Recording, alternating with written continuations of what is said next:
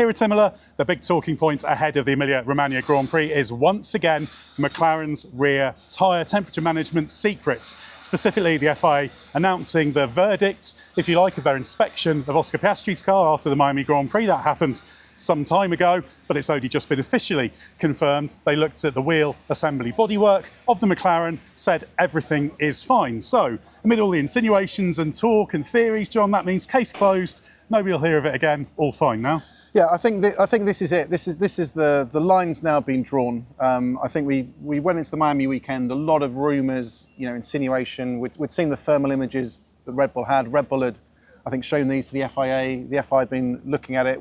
We'd heard and chased down, asked the FIA, have you looked at the McLaren brakes, the wheel assembly? And they said, yeah, we've looked at it. It's all fine. But there hadn't actually been a formal, what we call investigation, inspection. That took place on the Sunday night in Miami. We wrote about it, we found out about it. Everything on the night was all clear, but this is the procedure, part of the physical inspection checks that the FIA does. They pick random cars, they look at specific points, but that doesn't get announced until the eve of the weekend. That's why today was the first formal point where the FIA has announced the findings. It looked into Oscar Piastri's car and it said it conforms to the regulations. So this is basically the line in the sand. The FIA is completely happy that McLaren is legal. And of course, these checks have been done at every race since the start of 2021. And although it's usually randomly selected, they can not randomly select them if they want. So I suspect they probably wanted the McLaren to come up, and that's fine. This is the FIA doing their job amid all of the insinuations. But John, what did they actually look at in detail, and why is it significant? Why could that be case closed? Yeah, well, it was quite detailed checks. This wasn't just a case of looking at a single element. They covered two specific areas of regulation. There's 3.13 of the technical regulations, which basically details the whole wheel assembly area. This covers brake drums, wheel scoops, internal cooling ducts, drum deflectors and wheel covers. So full compliance with this. They're checking measurements, they're checking for outside influences, checking that everything conforms to regulations. That was all fine. And also, more importantly, Article 11.5, which details no liquid cooling of the brakes. This is something that, as we mentioned before, we know the Red Bull rumours last year, the Red Bull suggesting that McLaren have been putting vapour into their tyres, for example. That's not allowed. So no liquid cooling the brakes as well was checked, all confirmed, physical checks all done, FIA satisfied. And effectively it means it is case closed. You can protest it if you like, but the FIA technical department has already looked at it. Of course, if there was a protest and there's zero sign there will be, particularly after this, then the stewards would look at it because the FIA technical department doesn't have the final say on it, but effectively they do. And of course, there's a lot of terminology in there about what they were looking at, liquid cooling, that kind of thing. There's all sorts of interesting theories out there about what materials may be used. So what's the FIA clarified about what they deem legal and illegal, and in what circumstances, that kind of augments this finding and our understanding of it? Yeah, it's quite interesting because you walk around the paddock, you speak to some of the most intelligent engineering brains we've got, and nobody's got an answer for what the secret of this McLaren is. I spoke to one driver who's gone to his team and said, look, if we had free reign to do what we could do with no restriction, how would we do it? And their engineers say, we don't know. And I think amid that lack of answers has been, tons of theories coming around. I think one of the most interesting one, which has appeared, involved phase change materials, which are materials that transform at a certain temperature from solid to liquid, and that energy process kind of limits temperature gains. It's interesting. It is actually allowed in Formula One, these materials, although there is a regulation that says reversible phase change materials aren't allowed when subject to an applied stress. Actually, if it's triggered by temperature change, it could be allowed, but there's an alternative regulation that the FIA has clarified to me, Article 10.8.4, which basically says any device, system or procedure, except for driving the car, the purpose and or effect of which is to heat the wheels, hubs or brakes above the ambient air temperature, and this is a significant point, or to maintain their temperature if they're already warm, is prohibited. That's a catch-all regulation, and it basically stops teams using special materials, using any system, using any trick to cool the tyres. As far as the FIA is concerned, the only way to cool the tyres is airflow.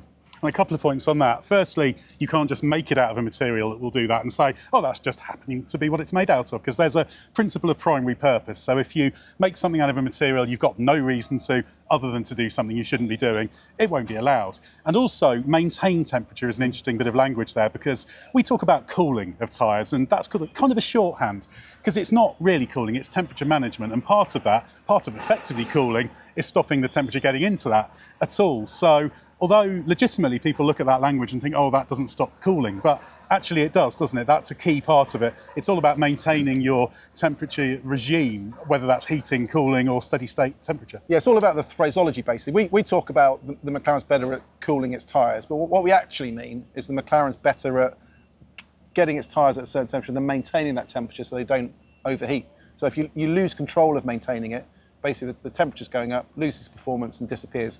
Whereas the regulations talk about maintain. That is effectively what we mean by tyre cooling. So this isn't a specific wording that states actually cooling is allowed, because you don't really cool the tyres. What you're doing is maintaining them, and any system that does that, you can't do.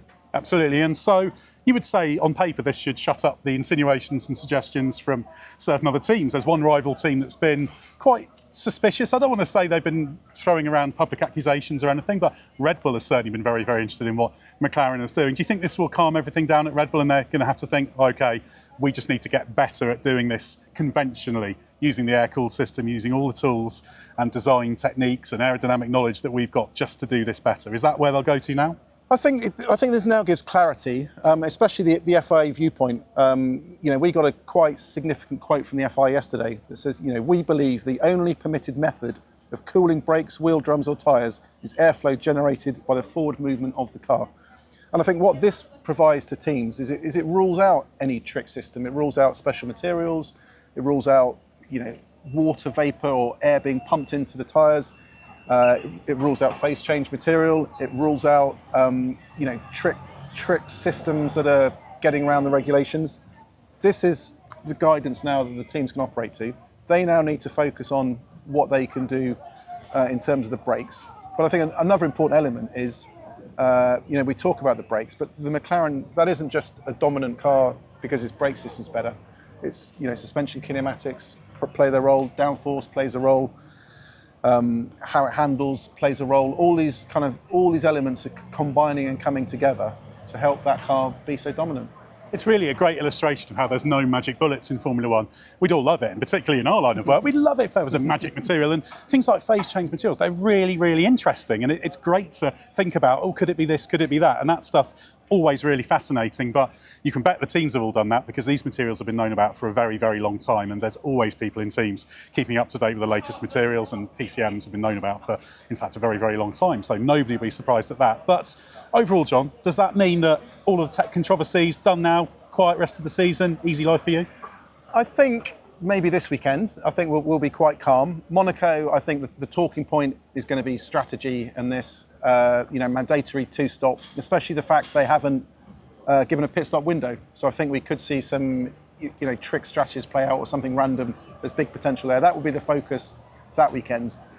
But I think the tech rows are going to rev up again in Spain. We've got the TD coming on flexi wings. Teams are going to have to run, strengthen their front wings, not have as much flexing. There could be an impact in terms of how that affects car balance, because flexi wings have been absolutely critical to helping teams dial out the low-speed understeer, the high-speed oversteer. If you can get that sorted with a flexi wing, the car handles better, helps tyre temperatures. So I think we're going to get to Spain. We'll see what the impact is. Maybe not on Saturday in qualifying, but in the race. And if we start seeing a shuffle around, fingers are going to get pointed. The talk's going to go forwards, and I think we'll just move on. I think F1's a constant changing game, always looking at different areas. 4 races ago, we weren't talking about brakes. We were talking about mini DRS. That was a talking point start of the season. We've had brakes for a little while. We're going to move on to flexi wings for Spain. Who knows what's going to happen by the mid-season? Exactly, when the field is so close. There'll be so many theories and so many little areas where a tiny difference can make all the difference. This isn't going to stop. The competitive paranoia will remain. As John says, something's going to be next. We'll find out what it is down the line.